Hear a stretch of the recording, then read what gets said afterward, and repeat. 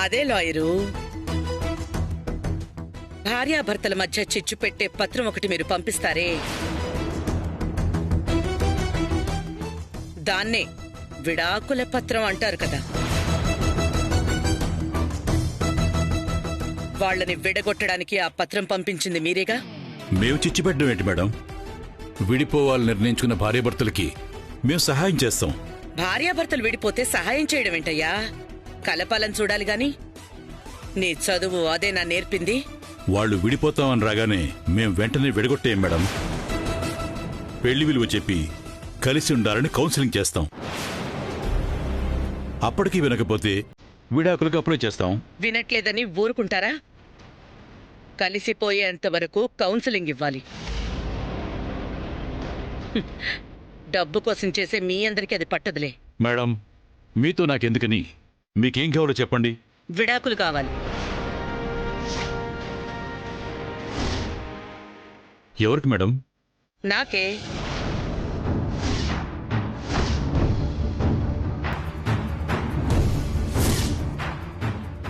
ఈ ముసల్దానికి ఈ వయసులో ఎందుకయ్యా విడాకులు? మా మావి నచ్చలేదేమోనే. మేడం, మీ గొంతు వింటుంటే వయసు 50 దాటినట్టుంది మేడం. మీకెందుకు విడాకులు? ఏ నేను తీసుకోకూడదా? ఈ కాలంలో అందరూ తీసుకుంటున్నారు. ఏంటో మేడం? విడాకులు. విడాకులతో వయసుతో పనేముందయ్యా? సరే సరే, నేను నిన్నెప్పుడు కలవాలో అది చెప్పు. రేపు సాయంత్రం కలవండి మేడం. సరే, నేనొచ్చి మాట్లాడతాను. అలాగే మేడం.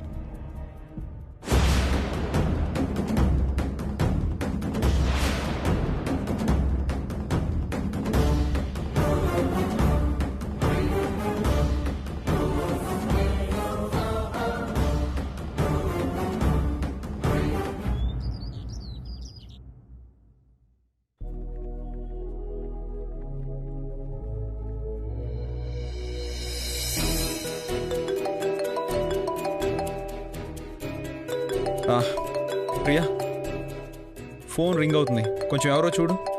నేను బిజీగానే ఉన్నాను కదా శ్రీవారు, ఏమనుకోకుండా మీరే వెళ్ళి చూసుకోండి.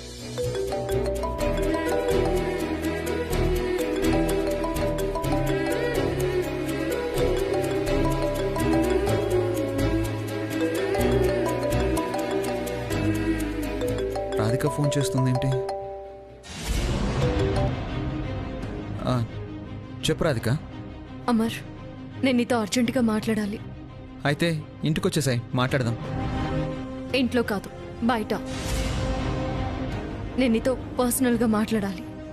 పర్సనల్గానా? ఏమైంది? నువ్వు చేసిన నిర్వాకం గురించి మాట్లాడాలి.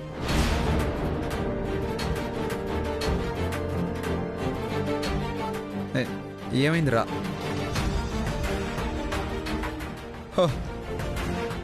సరే సరే, మీ ఇష్టం.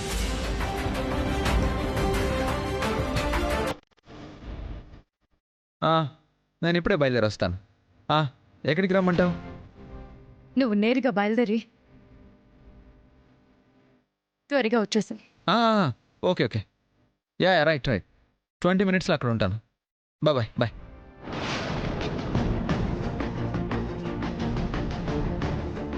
బాయ్ ప్రియా.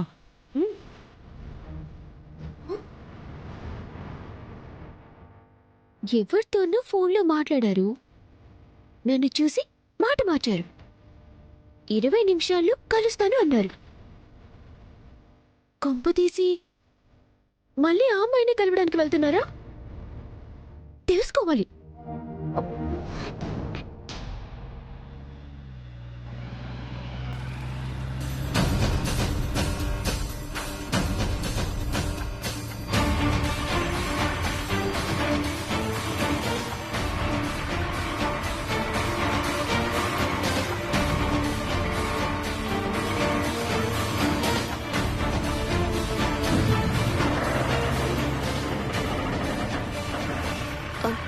భయ్యా, ఆ కార్ని ఫాలో అవరా?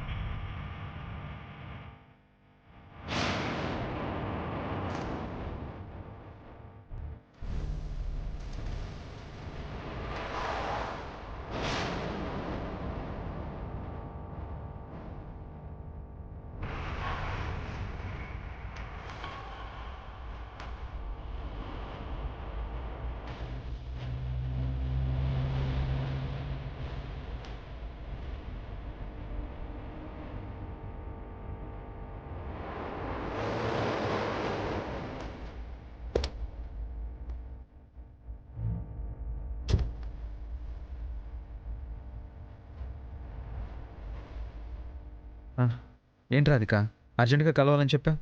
నేను నీతో ఇలా పర్సనల్గా కలిసి మనిద్దరి గురించి మాట్లాడే సందర్భమే రాకూడదనుకున్నాను. కానీ నీ వల్ల ఆ పరిస్థితి వచ్చింది అమర్. నా వలన? నేనేం చేశాను రాధిక?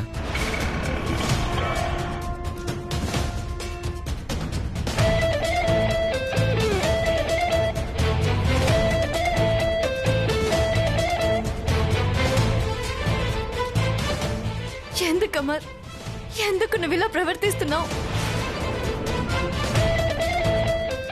జీవితం అన్నాక మంచి చెడు తప్పు ఒప్పులు ఉంటాయి.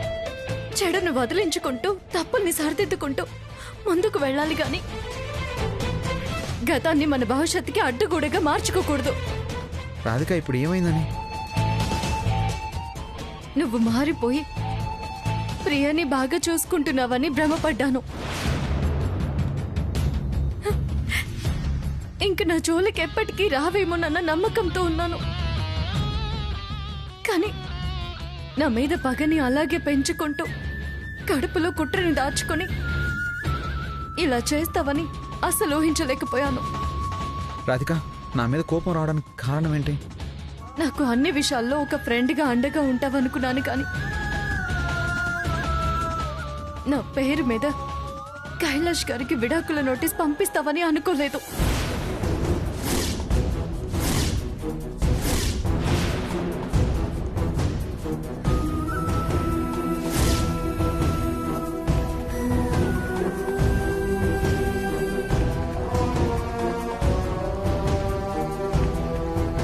నేను నా భర్త కలుసుకోవడానికి ఏవో ఆటంకాలు, ఏవో అడ్డంకులు, పరిస్థితులు పగబట్టినట్టు మమ్మల్ని డిస్టర్బ్ చేస్తుంటే నిప్పుకు గాలి తోడైనట్టు ఎందుకు విడాకుల నోటీస్ పంపావు? అవును, నేనే నీకు విడాకుల నోటీస్ పంపించాను.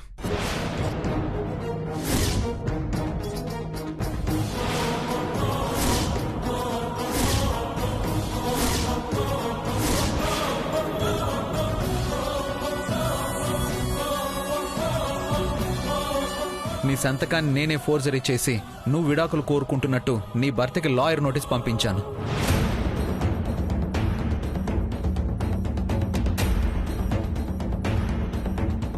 నన్ను మోసం చేసిన నీ మీద పగ సాధించాలి అనుకున్నాను. నా సంతోషాన్ని దూరం చేసిన నువ్వు ఎప్పటికీ సంతోషంగా ఉండకూడదు అనుకున్నాను.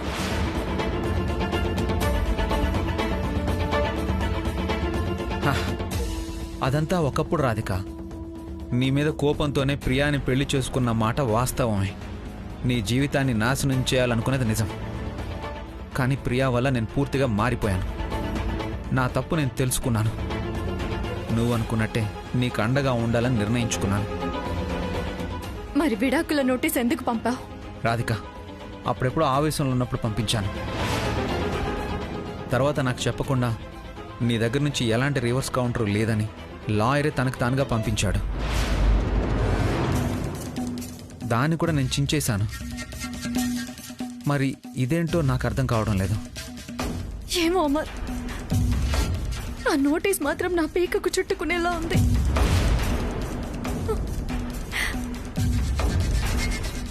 అయిందేదో అయింది. నేనేదో ఒకటి చేస్తాను, నువ్వు వదిలేసాయి. ఏం వదిలేయాలక్క?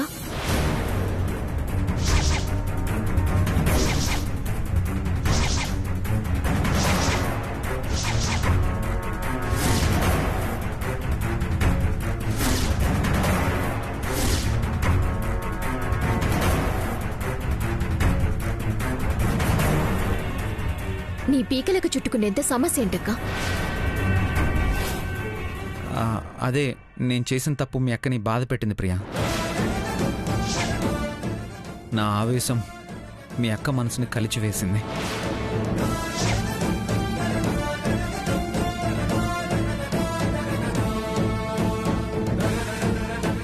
నీ వల్ల మా అక్క బాధపడ్డమేంటి శ్రీవారు?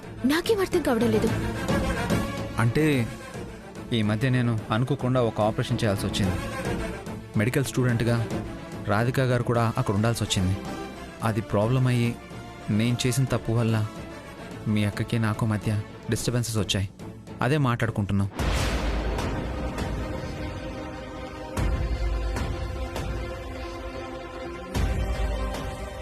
ఇలా జరిగిందని మీరు కానీ అక్క కానీ నాకొక్క మాట కూడా ఎందుకు చెప్పలేదు శ్రీవారు? నువ్వు బాధపడతావని చెప్పలేదు ప్రియా. శ్రీవారు, ఇంకెప్పుడు మీ వల్ల మా అక్క బాధపడకూడదు. ఆ పరిస్థితి రానివ్వను ప్రియా. అక్క వెళ్దామా? ప్రియా మీరు వెళ్ళండి, నాకు వేరే పనుంది. బాయ్ అమ్మ. బాయ్ ప్రియా. బాయ్ అక్క. శ్రీవారు, మా అక్క అంటే నాకు చాలా ఇష్టం. అక్క దేనికి బాధపడినా నేను తట్టుకోలేను. మా నాన్నలాగే చాలాసార్లు నాకు కావాల్సినవి ఎంత కష్టమైనా నాకు ఇచ్చింది. ఒక్కోసారి తన సంతోషాన్ని చంపుకొని కూడా నాకు ఆనందాన్ని పంచింది. మనిద్దరి వల్ల అక్క దేనికి ఇబ్బంది పడకూడదు. ప్లీజ్ శ్రీవారు. నా మూర్ఖత్వం వల్ల రాధిక గారు చాలా బాధపడ్డారు ప్రియా. ఇక మీదట అది జరగదు.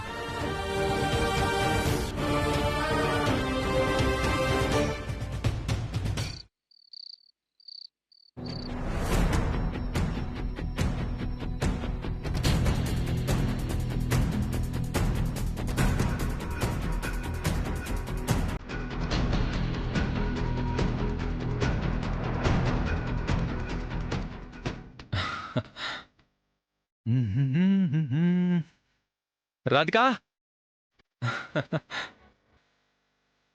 రాధికా,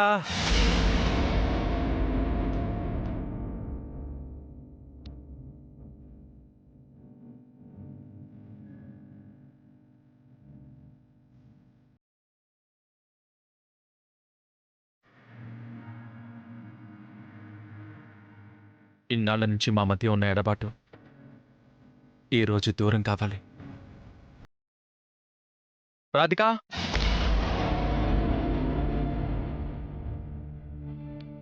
రాధికా,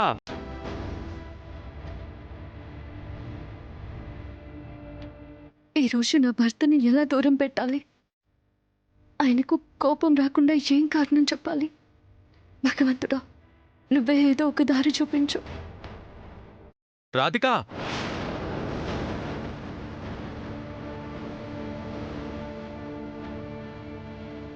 పాలు తీసుకుంట్రా.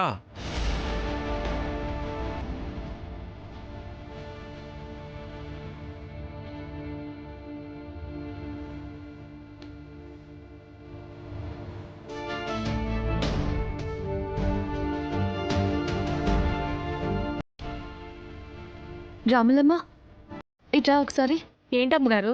ఇదిగో ఈ పాలు తీసుకువెళ్ళి పైన అయ్యగారికి ఇచ్చేసి.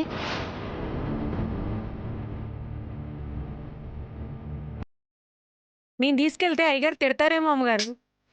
ఏమన్నట్లే, నువ్వు వెళ్ళు. రాములమ్మ, అయ్యగారు ఏమైనా అడిగితే అమ్మగారికి వంటింట్లో పనుందంట అని చెప్పు. సరేనమ్మా.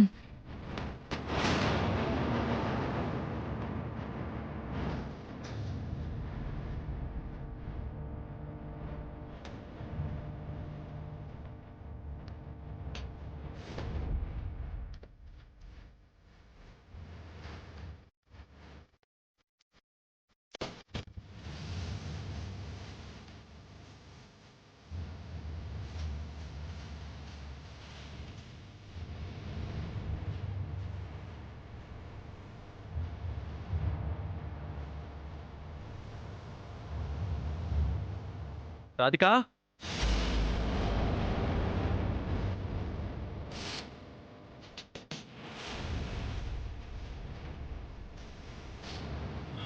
బాబుగారు, నువ్వు తీసుకొచ్చావేంటి? అమ్మగారికి పనుందండి బాబుగారు. రాధికా,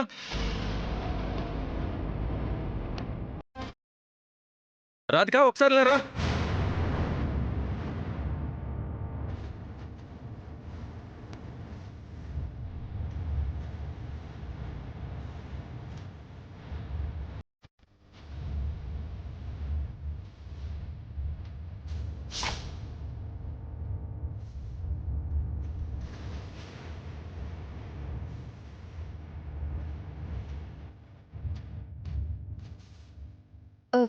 ఏమైందండి? రాధిక, నేను నిన్ను పిలిస్తే పని మనిషికి పాలిచ్చి పంపించావేంటి? కిచెన్లో చాలా పనులున్నాయి, అందుకే తనని పంపాను. ఆ పనులన్నీ ఎప్పుడు ఉండేవే రాధిక. వాటికంటే భర్తే ముఖ్యమని నీకు గతంలో చెప్పాను, ఇప్పుడు చెప్తున్నాను. తెలుసండి, కానీ కారణాలు వద్దు రాధిక. కారణాలతో కాపురం ముందుకు సాగదు.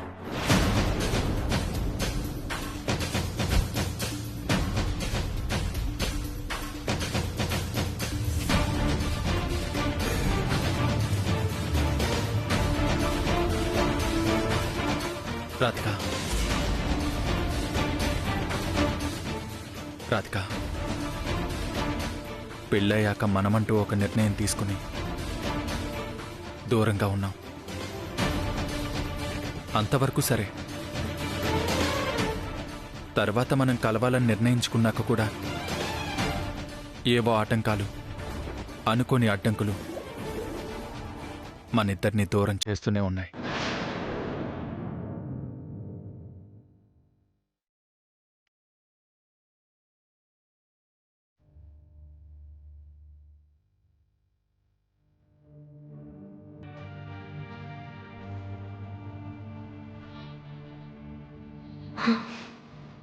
మన మధ్యన దూరాన్ని పెంచుతూనే ఉన్నాయి.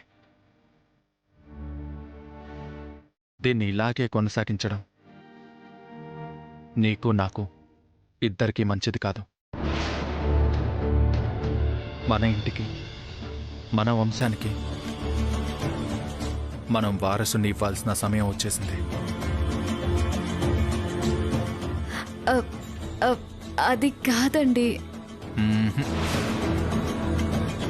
ఇక నువ్వేం చెప్పినా నేనేమీ వినను.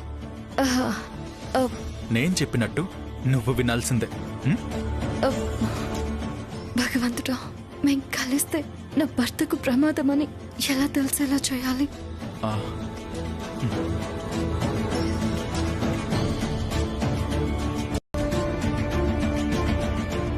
అటు తిరుగు.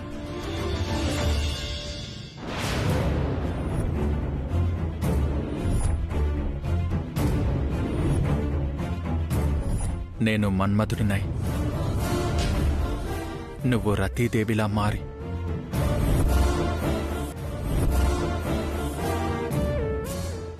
నా పెదవులు నీ పెదవులను ఆక్రమించాలని ఎంతగానో ఆశపడుతుంటే, నా చేతులు నిన్ను కౌగిల్లో బంధించాలని ఆరాటపడుతూ ఉంటే, ఈ రాత్రిని కొవ్వొత్తిలా కరిగిస్తూ